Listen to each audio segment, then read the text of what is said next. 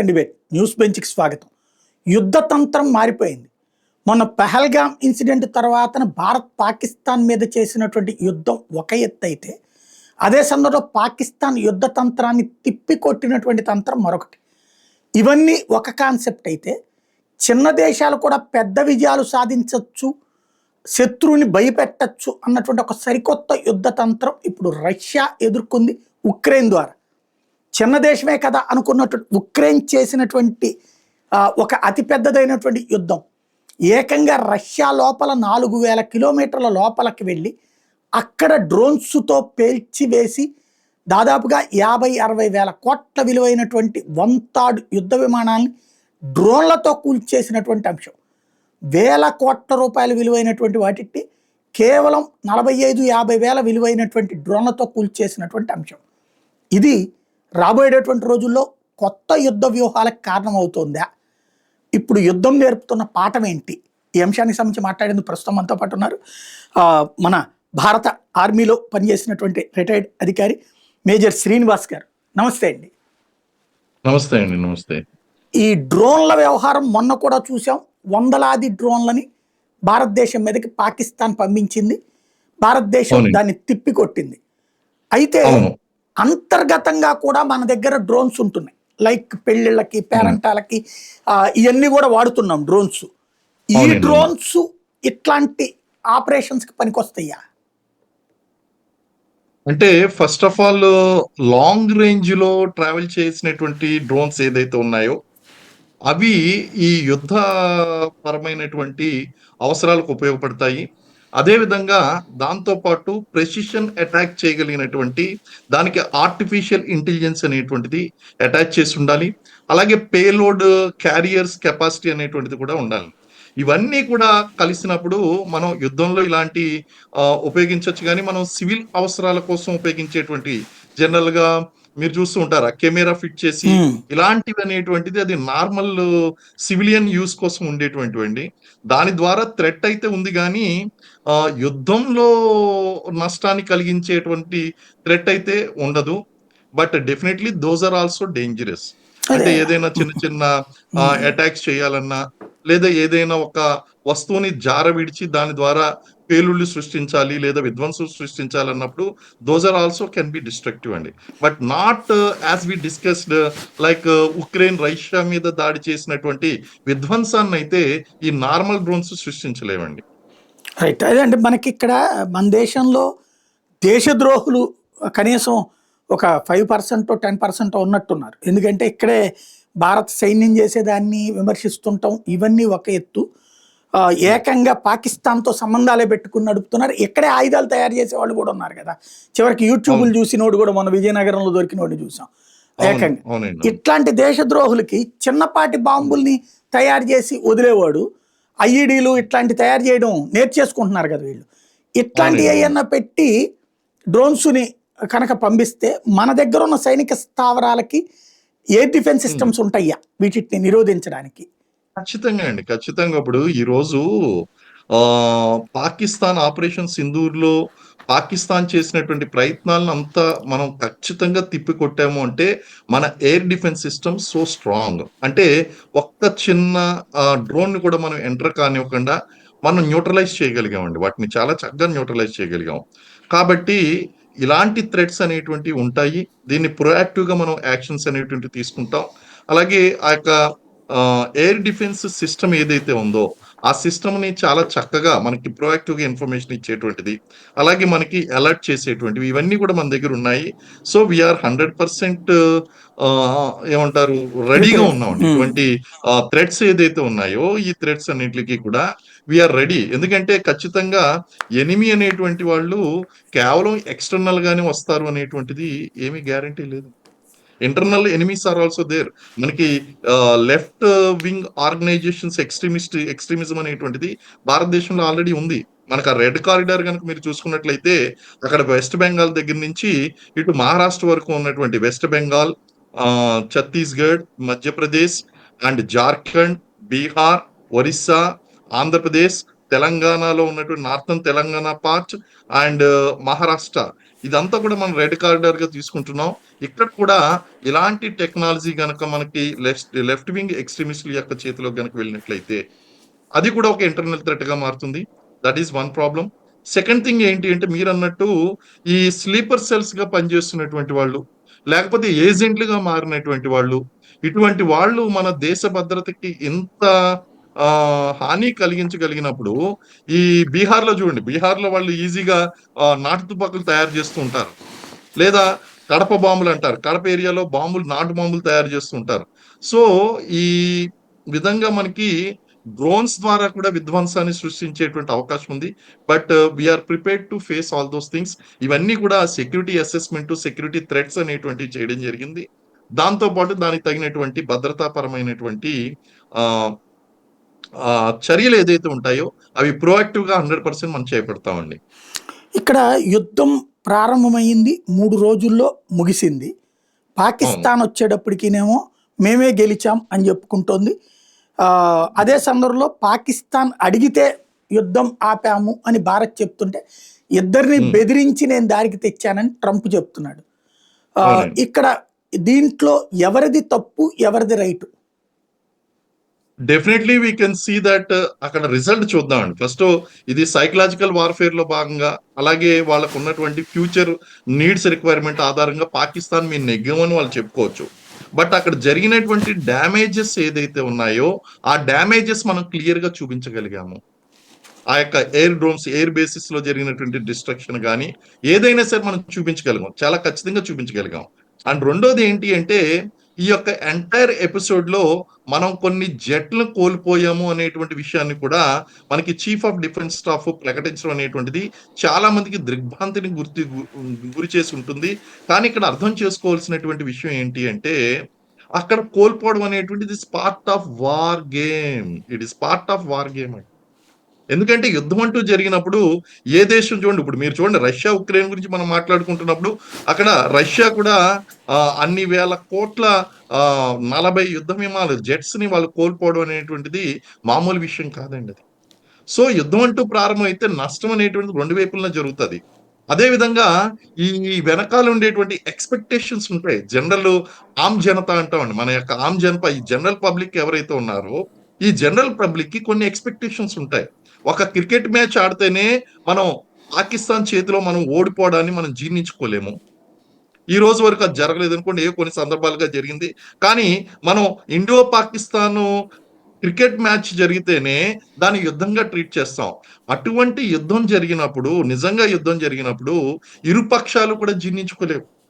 భారతదేశంలో భారతదేశం చేతిలో పాకిస్తాన్ ఓడిపోయినప్పుడల్లా వాళ్ళు సబ్ కుచ్ బదల్ గయా, జజ్బాత్ బదల్ గయా అని చెప్పి వాళ్ళు మాట్లాడినటువంటి మాటలు ఏదైతే ఉన్నాయో అవన్నీ ట్రోల్ అయినాయి. సో, ఆ విధంగా గనక చూస్తే వాళ్ళు కూడా జీర్ణించుకోలేరు. భారతదేశం చేతిలో ఓడిపోయాము అనేటువంటి విషయాన్ని.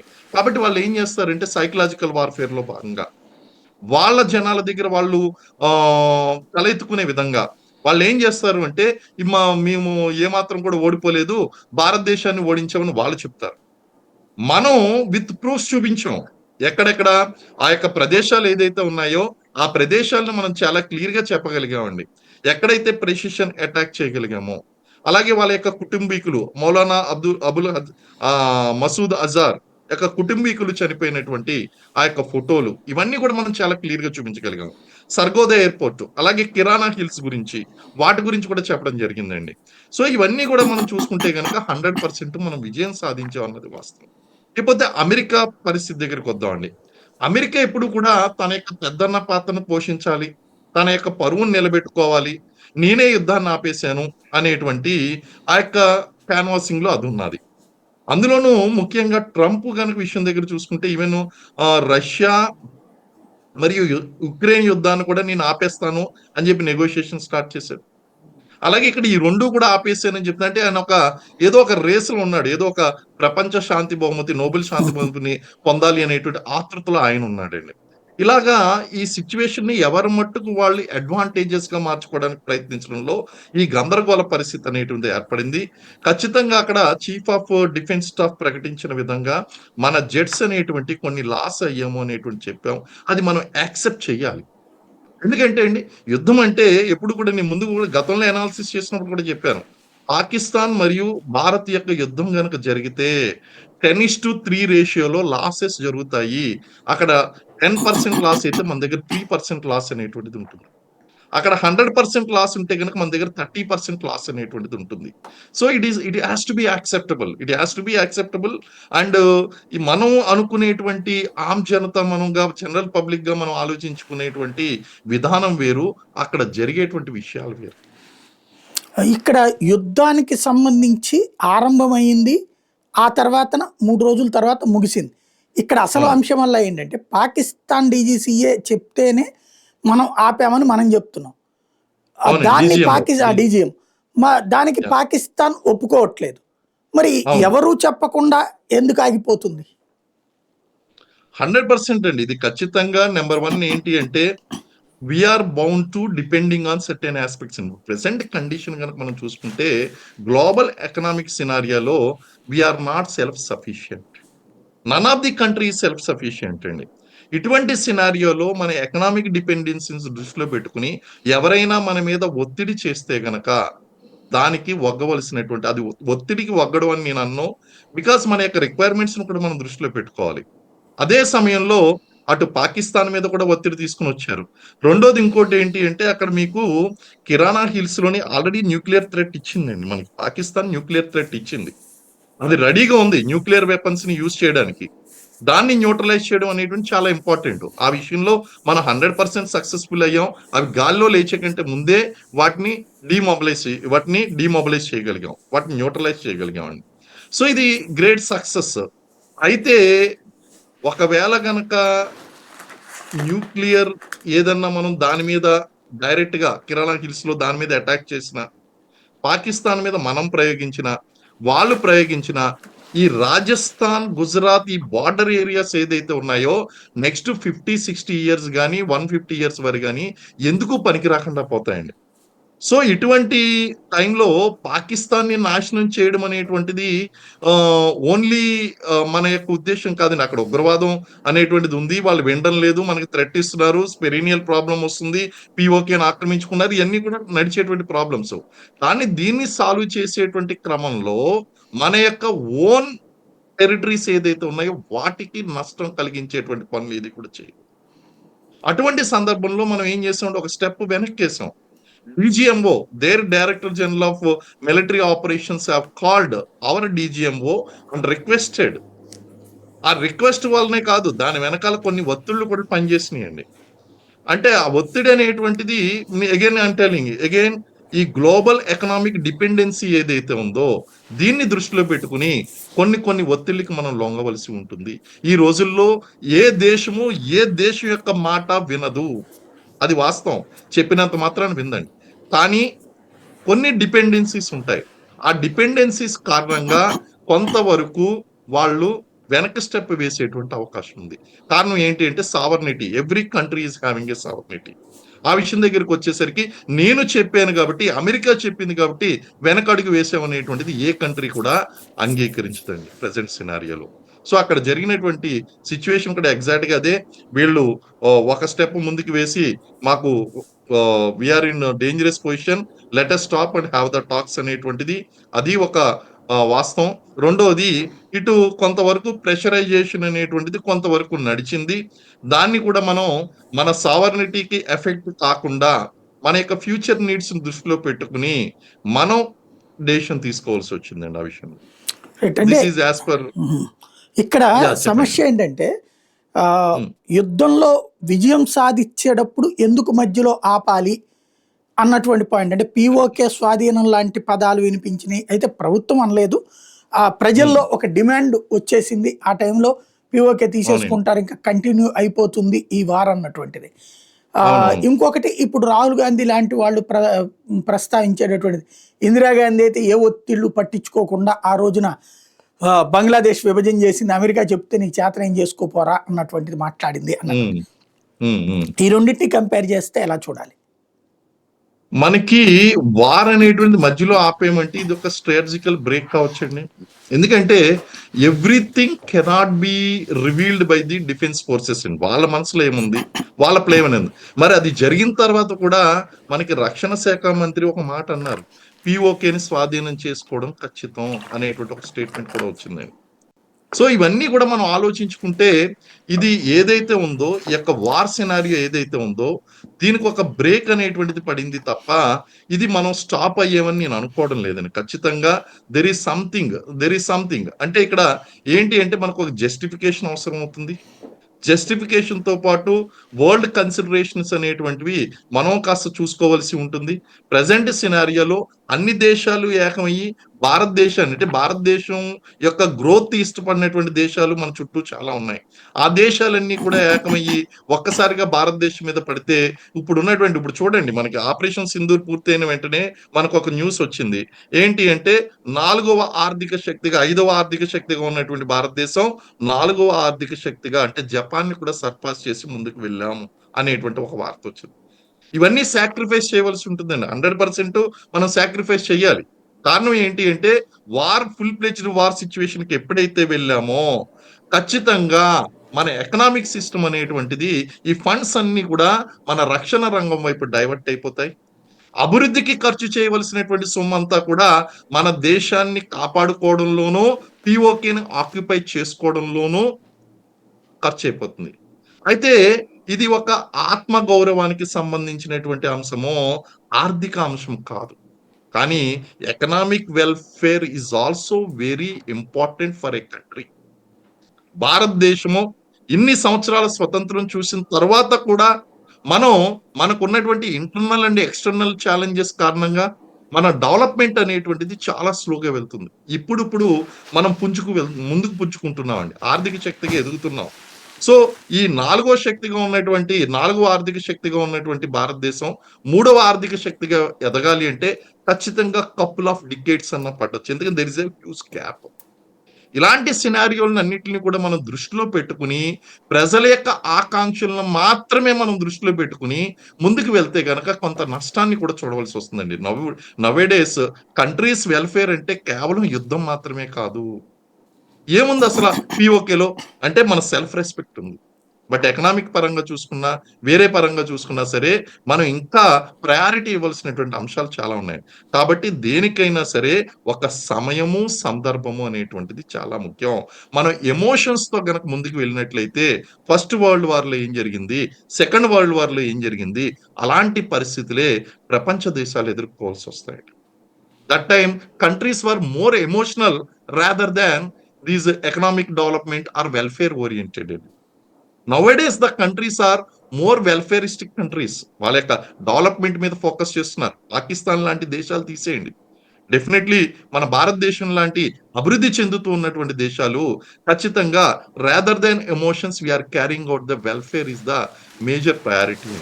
కాబట్టి ఎప్పుడు అటాక్ చేయాలి, ఎలా అటాక్ చేయాలి, ఎందుకు అటాక్ చేయాలి అనేటువంటిది సమయము సందర్భం కోసం మనం ఎప్పుడు కూడా ఎదురు చూస్తూనే ఉంటాం. That is the learning. అయితే మనకి 1971లో ఉన్నటువంటి సిచ్యువేషన్స్ వేరు. అప్పుడు భారతదేశం మీద ఉన్నటువంటి ఒత్తిళ్లు వేరండి. అప్పుడు సాధించిన దానికన్నా కోల్పోయేది చాలా తక్కువ. ఇప్పుడు మన దగ్గర కోల్పోవడానికి చాలా ఉంది. పాకిస్తాన్ని ఇండియాని గనక మనం ఇండియాని ఇటు పాకిస్తాన్ని కంపేర్ చేసుకుంటే there are many things which can be damaged in India యుద్ధం ద్వారా. సో వీటినన్నింటినీ కూడా మనం తీసుకుని ఒక బ్యాలెన్స్డ్ అప్రోచ్ లో వెళ్ళవలసినటువంటి అవసరం ఉంది. కాబట్టి maybe it might be a pass or a strategical decision. We need to wait and see అండి. ఇంకా నేను ఇప్పుడైతే ఆపరేషన్ సింధూరు ముగిసినంత మాత్రాన మన యొక్క ప్రయత్నాలు అనేటువంటివి ఏమీ ముగియలేదండి. యువకేకి సంబంధించినటువంటి ప్రయత్నాలు ముగియలేదు, మన వార్ ప్రిపరేషన్ ముగియలేదు, అలాగే మన టెక్నాలజీ అనేటువంటిది దాని గ్రోత్ అనేటువంటిది ఆపలేదు. Everything is moving on present సినారియోలో. కాబట్టి మనం ఇప్పుడప్పుడే ఒక కంక్లూజన్కి రావడం, పీఓకేని మనం స్వాధీనం చేసుకోలేదని బాధపడవలసినటువంటి అవసరం లేదు. రైట్. ఇక్కడ మొన్నటి నుంచి నరేంద్ర మోడీ ఎక్కడికి వెళ్ళినా కూడా ఆపరేషన్ సింధూర్ కంటిన్యూగా ఉంది. సైనిక బలగాలు నిర్వచిస్తున్నాయి, సైనిక బలగాలు ఆలోచిస్తున్నాయి. అట్లాగే ఆయన రాజ్నాథ్ సింగ్ అదే చెప్తున్నారు. అంటే దీన్ని ఏం అర్థం చేసుకోవాలి మనం? అక్కడ ఏదన్నా జరిగితే దాన్ని అంటే అక్కడ ఏ ఉగ్రవాది ఇప్పుడు నిన్న కూడా ఎవరు లష్కర్ తోయిబా వాడిని, జైషే మహమ్మద్ వాడిని లేపేశారు. ఇవన్నిటి ఆపరేషన్ సింధూర్లో అనుకోవాలా, లేకపోతే ఇంకో పక్కన ఇప్పుడు అక్కడ ఎయిర్ ఫోర్స్ విన్యాసాలు చేస్తుంది మళ్ళీ పాకిస్తాన్ సరిహద్దుల్లో. నేవీ అవునండి. మళ్ళీ డేట్ ఇచ్చింది. అవును. ఇవన్నిటి చూస్తే నెక్స్ట్ ప్రిపరేషన్ కోసం టైం గ్యాప్ తీసుకున్నారనుకోవాలా? ఇప్పుడు 2 ఇంట్రెస్ట్‌లు ఈ స్టేట్‌మెంట్ ద్వారా మనకు 2 ప్రయోజనాలండి. మనం ఇండియన్ డిఫెన్స్ ఫోర్సెస్ అన్నాం. డిఫెన్స్ ఫోర్సెస్ అంటే మనల్ని మనం డిఫెండ్ చేసుకోవడం. రెండోది యుద్ధం చేయాలి అనేటువంటి కాంక్ష ఏదైతే ఉందో, భారతదేశాన్ని నాశనం చేయాలని కాంక్ష ఏదైతే ఉందో పాకిస్తాన్‌కి, దాన్ని అడ్డుకోవడం. ఈ స్టేట్‌మెంట్ ఏదైతే ఉందో ఆపరేషన్ సింధూర్ అనేటువంటిది ఇంకా కొనసాగుతుంది అనేటువంటి స్టేట్‌మెంట్ ఏదైతే ఉందో, ఆ statement we are directly communicating to the enemy saying that already మీరు ట్రైలర్ చూసారు. మీరు గనక ఏదైనా నెక్స్ట్ ఒక స్టెప్ ముందుకు వేసినా, రాంగ్ స్టెప్ వేసినా, మా యొక్క సమాధానం ఇంతకంటే గట్టిగా ఉంటుంది అని చెప్పడం నంబర్ 1.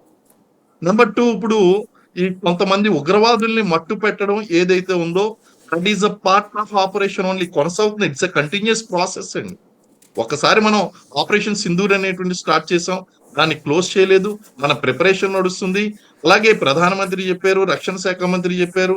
ఇవన్నీ కూడా చూస్తూ ఉంటే ఏంటి అంటే వి ఆర్ కన్ ఆ పాకిస్తాన్ ఏదైతే ఉందో ఎక్కడ కూర్చోబెట్టాలో దాన్ని అక్కడ కూర్చోబెడుతున్నాం. కూర్చోబెట్టడంతో పాటు అది దానికి యుద్ధం చేస్తే ప్రమాదం వస్తుంది అనేటువంటి భయాన్ని, ఆ యుద్ధం చేయాలనేటువంటి కోరికను చంపేస్తున్నామండి మనం.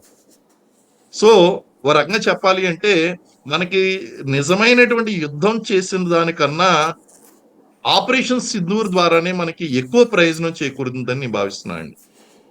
రైట్. ఇక్కడ యుద్ధ వ్యూహం ఒక ఆస్పెక్టు.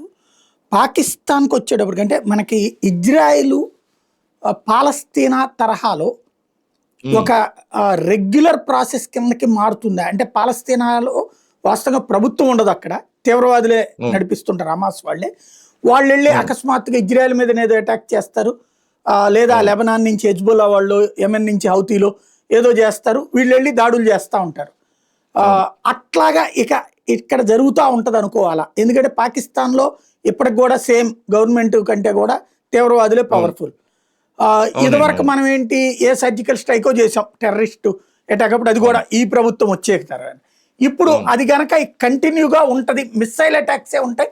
డైరెక్ట్ అటాక్సే ఉంటాయి. ఇజ్రాయెల్ తరహాలో చేస్తాం అన్న సంకేతం ఇచ్చినట్టు అనుకోవచ్చా? ఖచ్చితంగా మీరన్నట్టు కంటిన్యూయస్ అటాక్స్ జరగడానికి స్కోప్ అయితే లేకపోలేదండి.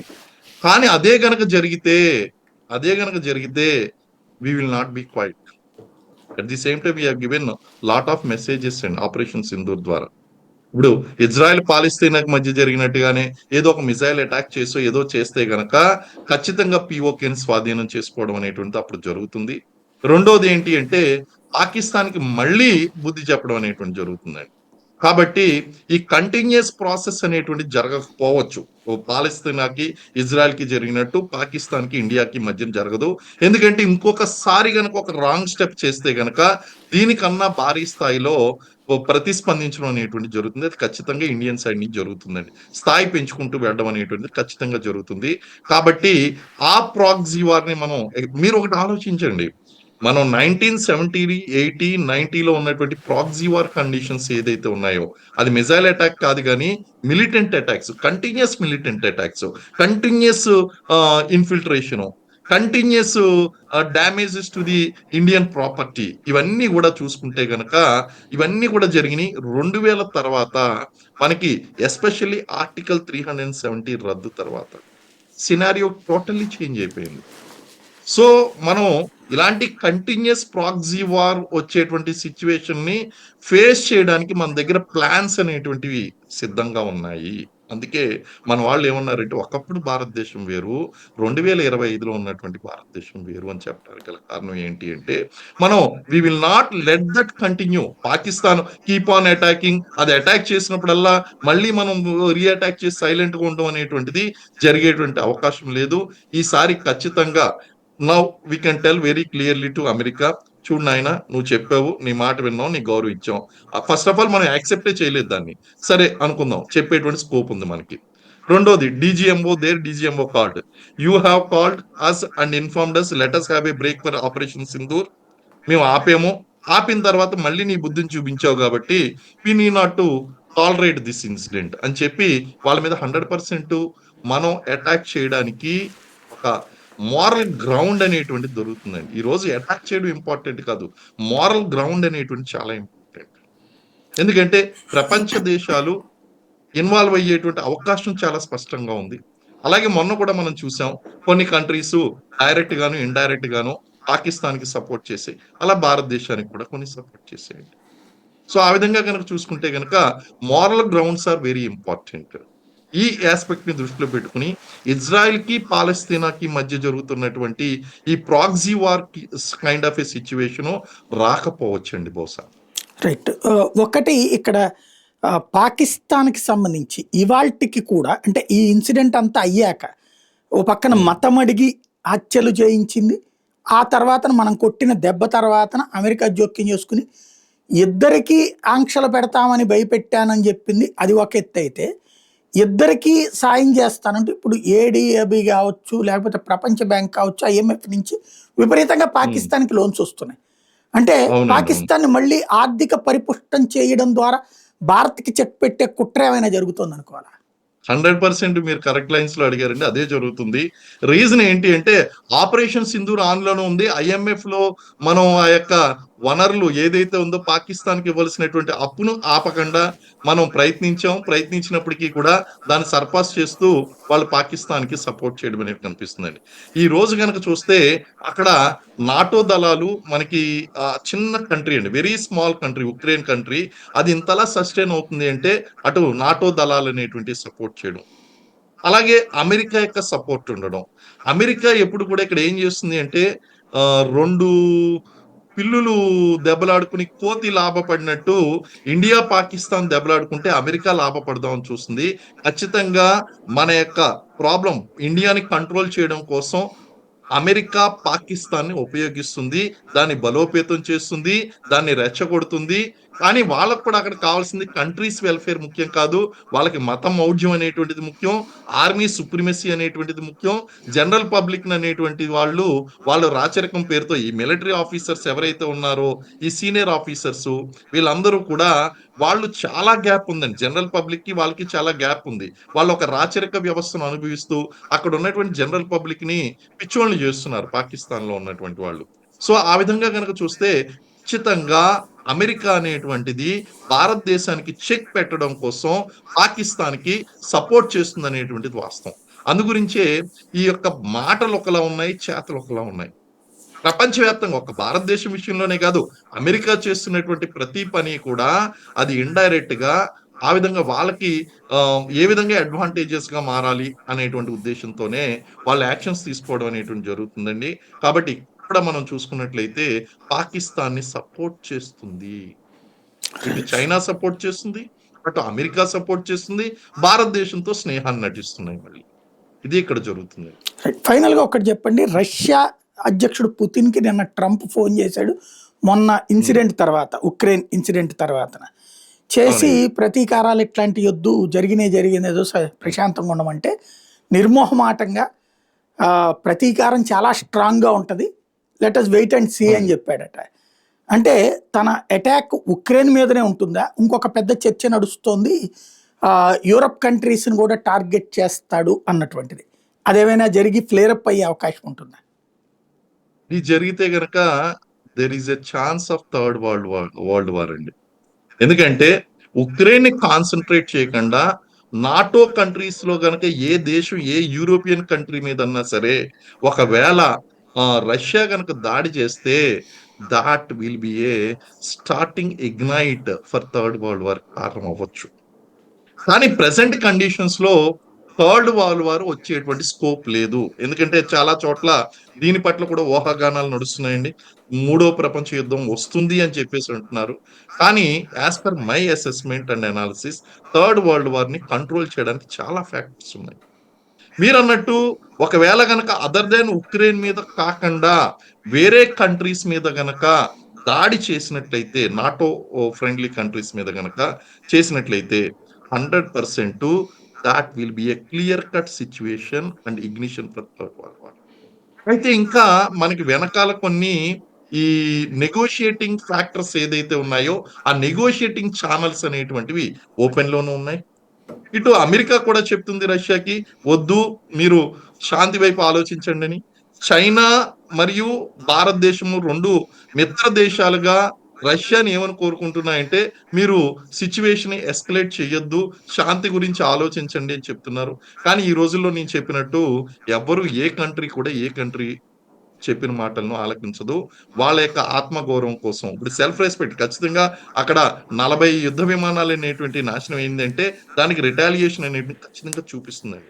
కానీ ఏ స్థాయిలో చూపిస్తుంది, ఏ పక్కన చూపిస్తుంది అనేటువంటి మెథడ్ మీద ఇప్పుడు నెక్స్ట్ ఎస్కలేషన్ అనేటువంటిది ఆధారపడి ఉంటుందండి. We need to wait and see. అది రష్యా కేవలం ఉక్రెయిన్‌నే మాత్రమే దృష్టిలో పెట్టుకొని దాడి చేస్తే ఓకే. Everybody accepts. కానీ అది ఎప్పుడైతే అదర్ యూరోపియన్ కంట్రీస్ మీద దాడి చేసిందో which we need to think once again ఇది ఏ పరిణామాలకు దారితీస్తుంది అనేటువంటి విషయానికైతే మనం వెయిట్ అండ్ వాచ్ అండి. ఎదురు ఒకవేళ చూడాలి. ఉక్రెయిన్ మీద అణుబాంబు వేస్తే అంటే మిగతా వాళ్ళ జోలికి పోకుండా అణుబాంబు అవునండి. లాంటిది వాడితే ఎట్లా ఉంటుంది? ఇది ఖచ్చితంగా అగైన్ మళ్ళీ open for the third world war అండి. ఇది జరగకూడదు. ఇది ఖచ్చితంగా జరగకూడదు. కారణం ఏంటి అంటే ఎప్పుడైతే ఇది న్యూక్లియర్ వెపన్ లాంటిది యూజ్ చేసిందో then it is a open threat.